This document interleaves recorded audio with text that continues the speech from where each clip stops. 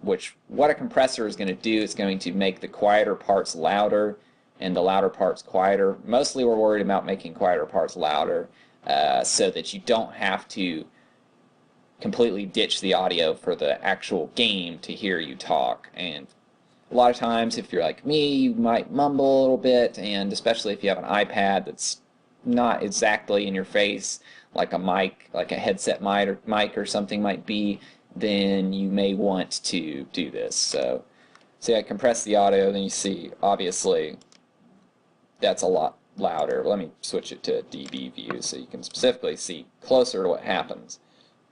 Compress, and then, alright, that pops some things up. Now, of course, compression will bring up your noise level. 1, 2, 3. This is a Let's Play video. Compressing will bring up your base noise level, but that shouldn't really be a problem if you do a good noise removal pass before. I don't really necessarily know that I need to go too much into the noise removal settings, but if you try to reduce the noise too much, by too many decibels, then eventually your actual voice waveform is going to start sounding weird, or you might end up sparklies in the background. So you want to try to do the least you can while still having an acceptably low level of noise from the final thing. Okay, so after we're done with that, then we want to export our audio, and you're going to want to export it as a AAC file, which is going to be this M4A. Now, if you don't have the actual codecs for that, then you should be able to get them with a quick Google search for Audacity AAC codec. It'll allow you to import AACs and M4As, and that's a really nice thing to be able to do. So, in the case of these files, the actual originals were M4As, so I definitely needed that. So we're just going to export this out as example audio, and this is going to give us our metadata. We don't really need any metadata. That's just stuff, say you put it in a Windows Media Player, you've got your artist name, your track title, your album title, all that kind of stuff. We don't really need any of that since we're just putting it in Premiere, and then we'll hit OK. That'll export out. In this case, such a short file, it was pretty much instantaneous. And now we go back to our desktop, and we've got somewhere here, example audio.m4a, and we can just drag that into Premiere, into our project panel here where we dragged in the video, and then it's just as simple as dragging and dropping it inside the sequence below our first audio track that goes along with our video. So now you see that I have voice that goes along with it. Testing. Testing 1, 2, 3. This is a Let's Play video. There you go. Now, because I have that beep that I recorded in there to line this up, I can just go back here to the start of the video, and here's my boop, and then we'll take the razor tool and cut right after that boop, so I know that that's when I press the button, and then we'll move that back to the start of the clip, and for sake of this, we're just going to trim to the audio, so that way we have a nice testing. Here's my testing 1, 2, 3. This is a Let's Play video. Now I still think the actual game's audio is a little loud here, so what I'm going to do is go to this clip and go to my Effect Controls panel, which is either going to be defaultly visible, or if not, you can tab over to it or go into Window and Effect Controls. And then we've got Audio Effects and Volume. And then what I'm going to do is make sure I go back to the start of the sequence, because if I do somewhere in the middle, then it's only going to change the audio level past that point. Like when I hit this, you'll see that this thing starts up over here, and that sets a keyframe there, where on the left side of it, the audio may or may not be that. It depends on what keyframes you have, but we'll just, for the sake of ease of use, I'm just going to set at the start of the clip, and then we will set our level to -4. And that means that it's going to lower the audio by 4 decibels. Testing. Testing 1, 2, 3. So you can see that's a little easier to hear Let's Play the voice. I am having... You can see that's a little easier to hear the voice over the actual game's audio, which is usually what you want. So now I'm just going to save out this project again.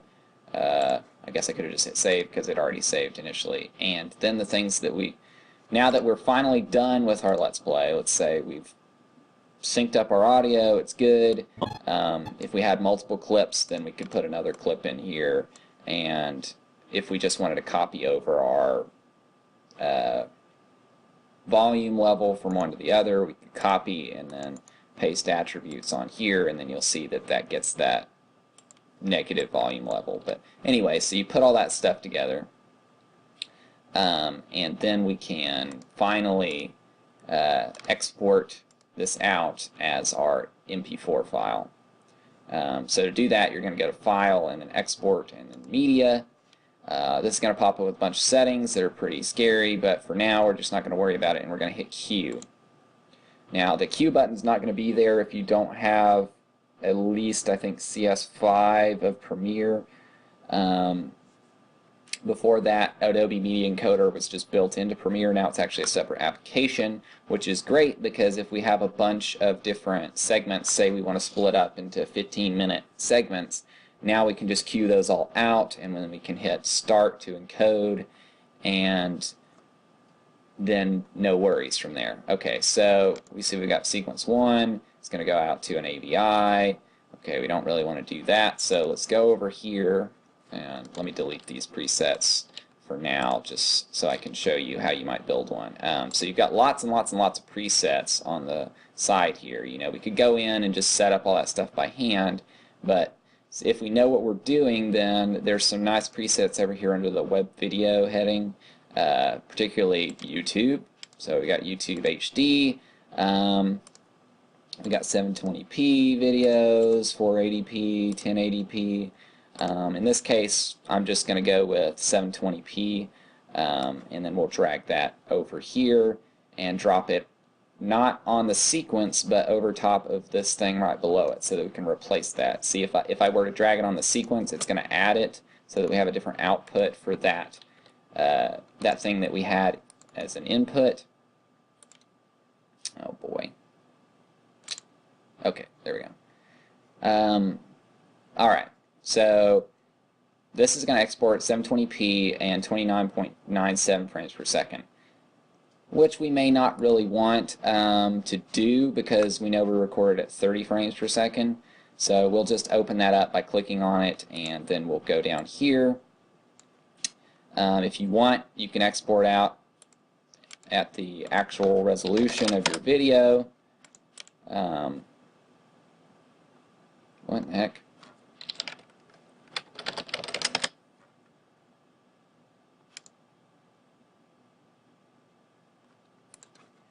Let me look back over here for a second. Okay. I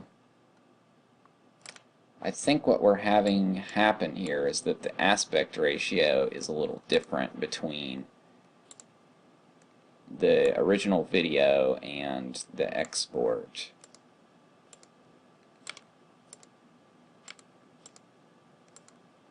Okay, yeah, that's what is happening. Okay, well, since Braid is actually 720p, but has an extra padding at the top, because I'm running a 1610 monitor, so it's stretching it out and then it's padding at the top so that I can have 720p. What we're going to do is we're going to hit scale to fill, and then it should fill nicely the 720p.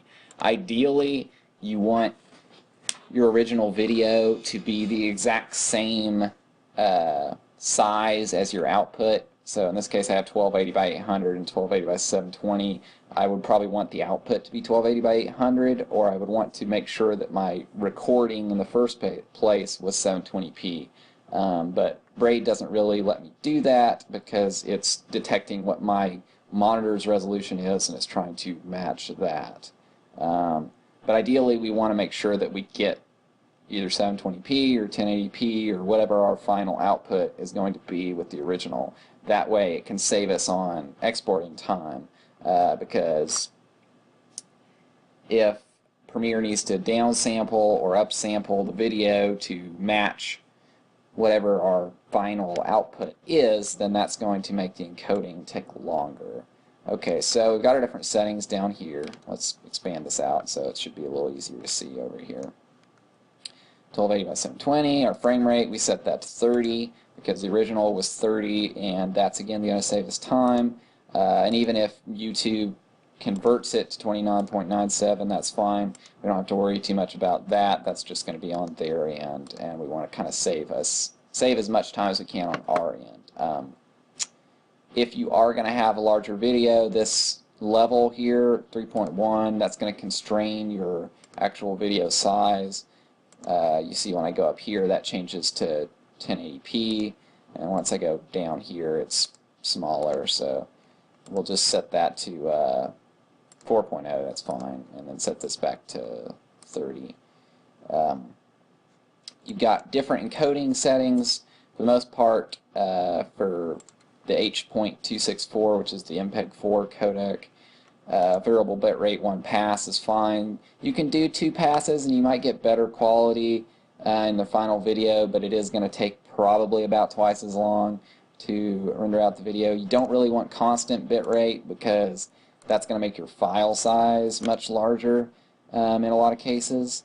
Whereas if you do a variable bitrate, if say I stood here for a while and nothing was really moving, then it's going to save on the bitrate for that particular segment. Keyframe distance, you can set that to 90, or that's the default for this preset, or whatever you want. After we get all that set up and we finally got something we're happy with, and we say, okay, this is pretty much what I want all my Let's Play videos to be, or at least most of them, then the things we're going to want to change is we're going to want to save this preset as a new preset. So in this case, we're just going to call it Let's Play preset. And then we'll hit OK, and that's going to change this to be a Let's Play preset. And you also see it shows up over here in User Presets so that we can use that again in the future. We also got an output file here for Adobe Media Encoder. This is just where it's going to save the final file. You'll probably want to do somewhere where you can remember that. Let's just put it on the desktop in this case, and a file name that matches whatever you're doing. So in this case, we'll just say braid let's play, and then we'll hit save.